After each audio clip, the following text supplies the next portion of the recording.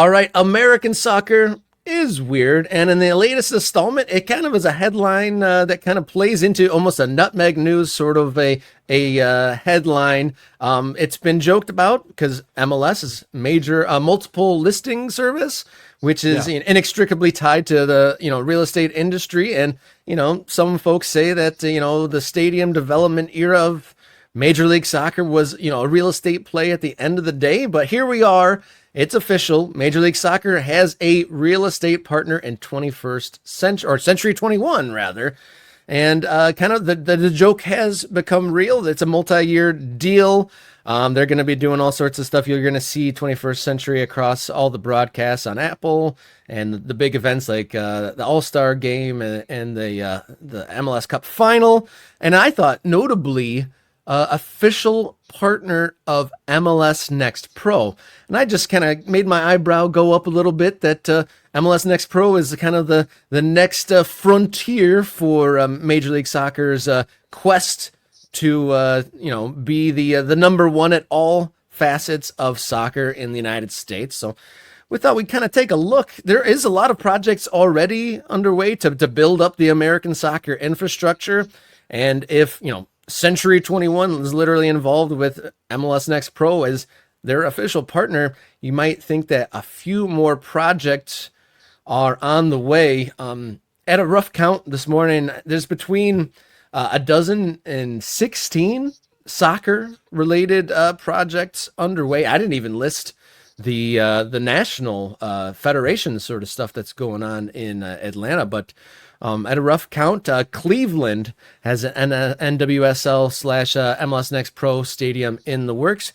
Detroit City FC at the USL level, building a soccer-specific stadium.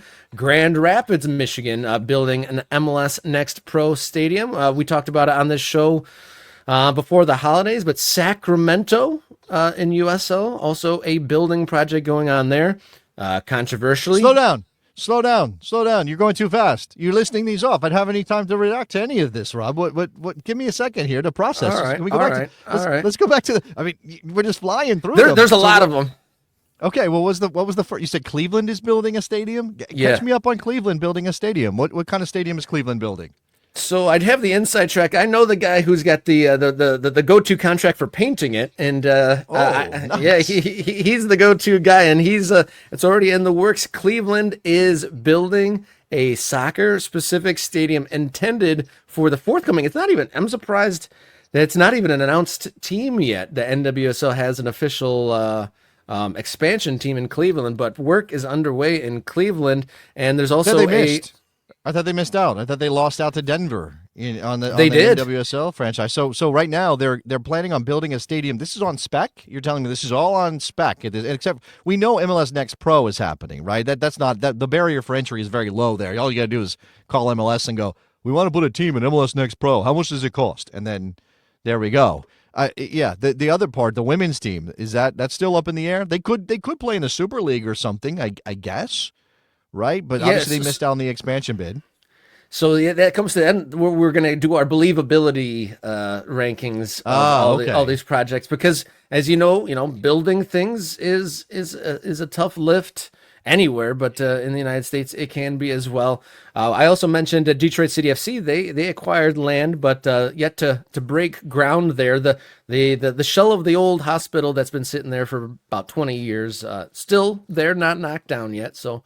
I wouldn't give it a 100% on the believability factor index that we might be applying to this, but they have acquired the land, and that's in the works.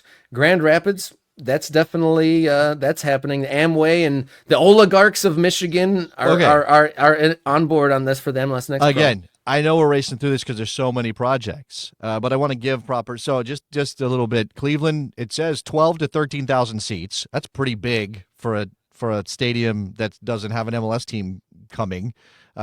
So that we'll see if that said there's a painting contract already, so they're moving forward on that. Detroit City has land but does not have a plan yet to actually start construction. Obviously, that would be quite notable because that would be their third home. They've gone from a high school soccer situation initially, kind of a traditional like aluminum bleachers kind of thing, to Hamtramck, where they rehabilitated an old high school football stadium on some level and put those shipping container bars and shops and I think you can like they're almost like suites, right, Rob? Like you can get a suite that's a shipping container out. Yeah, yeah, yeah. Yeah. They've definitely maximized what 100-year-old, falling apart American football stadium can do as a soccer stadium. They have Okay. really done. It's a great scene, but it's So definitely making the most of what I get. so we know that would be for Detroit City FC, the USL Championship Club. They also have a women's team. I can't remember what league they're playing in the women's team, but they do have a women's team. And then USLW. okay, USLW, and so that's below USL Super League, obviously. You said Grand Rapids. I know you're being Michigan specific, being a Michigander yourself, and a It's soft just spot this for all is this. coincidentally because it's alphabetical. I'm trying to be alphabetical here. All right, who's going to play in the stadium in Grand Rapids? It is Grand Rapids MLS Next Pro. I don't believe they have a name yet, but it's going to be called Amway Stadium. I do know that, and it's going to be a 10 to 12,000 person stadium, and multi You ready? You ready faceted for my project. Yeah, you ready for my dad joke? Are they yeah. going to build it in the shape of a pyramid? Is that what's going to happen there in Grand Rapids? Okay, let's. It So would be that's Grand Rapids. it would be suitable. Yeah, that would All right. be telling. All right. And What's then next? and let's go still in the Midwest, but Indianapolis. Ooh. Controversially, we talked about this in the fall. The local governance kind of sidestepping the existence of Indy 11, trying to make who already had building plans in progress. The I believe mayor kind of partnering up with Major League Soccer and Don Garber to build a separate stadium not related to Indy 11 and kind of turning their back on the USL club's plans and trying to do a whole new thing to get a Major League Soccer stadium project in So Indianapolis. I don't. I'm not going to say I'm intimately knowledgeable about Indy, but I have friends from Indy. I've talked a lot about Indy. This is one of them. Now there are many, and obviously MLS owners have leveraged their I own an MLS team and I'll build a stadium in order to get their hands on a certain plot of land because ultimately, as we said, on some level, MLS is a real estate play. I don't think it's only a real estate play, and I think it would be wrong to sort of paint MLS as just a tool of really rich people to get their hands on land because I think sports still has value and they're still interested in winning and it's all mixed up in terms of incentives and motivations here. But this one feels like one of the clearest examples of a very wealthy person who had an interest in construction. His business, Ozdemir's interest is in construction in Indianapolis, essentially using the club, which he's owned and maybe operated at a loss for a number of years, as a way to push through a plan to get his hands on some land. I'll build a soccer stadium, but I'm also going to build some apartments, and I'm also going to build some offices, and all that stuff. And as you said, it got really dramatic in Indianapolis because the mayor was like, well, no, none of this is good enough for Indy. We want MLS. You don't have a line on MLS. We're going to go and deal with MLS directly. And I don't know where we are at this moment on that plan, but it is messy. And it is a good example of what people say is a problem with soccer in America is that it's not often about the soccer. It's about the land. Going to a bigger market and something that's for sure happening. NYCFC building within city limits. That's definitely happening. I mean, something that took a lot longer than anyone foresaw, but for understandable reasons, building an actual stadium within boroughs of New York actually happening. Enjoyed. I think it was a Cooligans episode that was interviewing like the local. I don't know if it's an alderman but Yeah. representative in the city, and that's a good interview talking about all the different hoops and groups that they had to work with in order to get that over the line, and that was a fascinating listen. Yeah, Staying, His name is Francisco Moya. I need to go back and watch that actually myself. Shout out to the Cooligans. I'd call them friends of all. They've never been on this show, but I am friends with those guys. So, Francisco Moya, key part of getting that deal done in Queens. I will say, so I'm not going to stop being a little salty at MLS for granting New York City a team under the ownership of CFG without a plan at the time and forcing us to watch so many games in multiple baseball stadiums. I'm not going to stop being salty about that. But obviously, as you said, it takes a lot to get a stadium built in New York, anywhere in the five boroughs. They've gotten across the line. It looks like it's all coming together. It will be remarkable, and it will change. I think it will change a lot of people's perception of MLS. That when they think about MLS, they'll go, "Oh, that New York team who plays in a brand new stadium." You don't have to like NYCFC, as Orias Tosh clearly does not, to think that this is good. Is good for MLS on the whole. Other projects within Major League Soccer. I mean, San Diego is in the midst of a big construction project. Um, I That's believe. on. That's for their training facility because they're going to play in Snapdragon, right? And they don't have Oh a yeah, plan you're to build right. a new stadium. Infrastructure being built out there. I saw a piece about a lot of land going from beautiful rolling hills to a construction site out there. So, but infrastructure going in to American soccer. Miami, another place very difficult to build. I mean, they've been playing at a temporary stadium in Fort Lauderdale, but hoping for that Miami stadium to happen. Maybe what we do at some point is we do a review of where these stadium projects are by utilizing YouTube, which is of course where Morning Kickaround lives. Because I have watched a video, I can't remember the guy's name, of somebody who went out to check on the progress of Miami Freedom Park, which is Inter Miami's stadium project, and he's like, "Oh, look, there's a fence, and you can't see, but they did this, and they moved that. Here's the causeway or whatever it is." So that people are on top of this stuff. People are constantly watching to see what progress is being made at these stadium sites. So maybe we can do that for some of these bigger deals. What else we got, Rob? Because I think there's a couple more we should definitely get in. I know at the USL level, teams like the new ones like Connecticut FC, Rhode Island, and Omaha, some of the better teams at the USL Championship and League One level are put They're plans together pondering. for.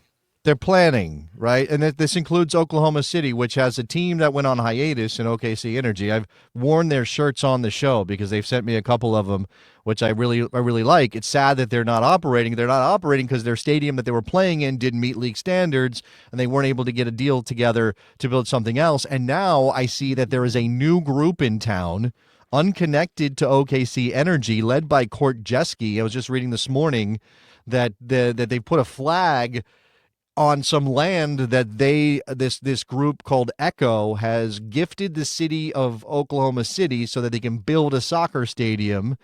This is so the flag is sort of like putting it in the ground. This is what's going to happen. We're going to build a soccer stadium here one day. I don't know how far along they are in that process, but it's clear they have some hopes of bringing professional soccer back to Oklahoma City. Quite a few other places in the future plans category. Greenville, Triumph in South Carolina. The Milwaukee has plans for the Iron District Stadium in Milwaukee, and even Jacksonville. Did and you mention Knoxville Sacramento? Smokies. Did you Yeah, mention Sacramento? yeah, we did mention Sacramento. But we can go in a little harder on that. The Rail Yards, I believe it's called. What a saga that has been. Like, just what I imagine for fans of soccer in Sacramento, fans of Sacramento Republic who have been following that team for a number of years now. Just this thing that has like crept along. They thought they might get into Major League Soccer. They had a stadium plan. The billionaire pulls out. It all falls through. And now they've got new majority ownership, Wilton Rancheria, which I believe is a Native American group. They've bought in. We've covered a little bit of some drama involving Kevin Nagel, former owner of Sacramento Republic, and the fans. This is all just before the news was announced that the club was sold, and Kevin Nagel went off and bought a team in England and all of that. So I think I was born in Sacramento, so I have like a tiny little connection to the city of Sacramento. I didn't live there very long and don't remember a thing about it. But I want to see this get done because I definitely feel like it would be a reward for all of the faith that Sacramento Republic fans have had over the years. And I think obviously the part of the problem is that Sacramento, when Kevin Johnson was the mayor and was backing this bid, and they had Ron Burkle and all these. They were really thinking we're a major league city. We need a major league soccer team, and it's been a little bit of humble pie to get to a place to say, well, maybe we're not. Maybe we just need to be the best possible second division city we can be, and then one day you hope MLS comes calling. Although we're at 30 now, so or and let's all say our prayer to the soccer gods that we say every night before we go to bed. Please, soccer gods, one day grant us promotion and relegation in the United States of America. And then who knows what can happen. Thoughts and prayers, man. Thoughts and prayers for the future of American soccer. I didn't know that you knew my prayer. I'm glad we have that in common. May all the stadiums have covered stands, and right. And there's televisions in the porta potties. May all your stands be covered. May all your beers be cheap. May all your tifos unfurl properly. Amen. So we shall see how the 21st century real estate deal does for Major League Soccer, and hopefully we'll see without too much blood spilt on the real estate market that many more American soccer projects happen. Thank you for tuning in and clicking subscribe if you have, and if you haven't, do so already. Help us march to the 1,000 follower or supporter or subscriber mark. I would be remiss if we didn't kind of review our rooster naming shout outs. Right. We had some good ones in the chat. We should maybe make a top 3 rooster nickname suggestions. Scrolling all the way up at the beginning of the show, Soccer Doodle Doo. Yeah, good one. Then we had Cocky the Rooster. Yep. Marco Rooster. Marco Rooster's pretty strong. I'm not sure. Next one we have is Peckenbauer. Peckenbauer's strong too. Very, very strong. And I like this one. I don't think we said this one yet. Also from Mike Peck Shea. Peck Shea's good. The American connection is pretty nice. This one might top them all. David Peckham. Peckham is strong. Yeah, David Peckham is good. Let me see what else there. I think I'm trying to figure it out. No, maybe there was one more. Oh, Christian. Okay, Goal Clucker. Sure. Yeah. Okay. Christian Pulisic. Christian Pulisic. Yeah, it just sounds like you're saying his name the proper Croatian way, right? It doesn't even... So after day 1 of our Rooster naming contest, we got to say the top 3 finalists have to be David Peckham, Peckenbauer, and Peck Shea. Let's throw Peck Shea in there simply because we need an American connection. You're right. Yeah, we absolutely. Peck Shea. Thank you, everyone, for tuning in. Thank you for those suggestions. Enjoy your soccer till next time, and we will see you again on Friday morning for another episode of Morning Kick Around.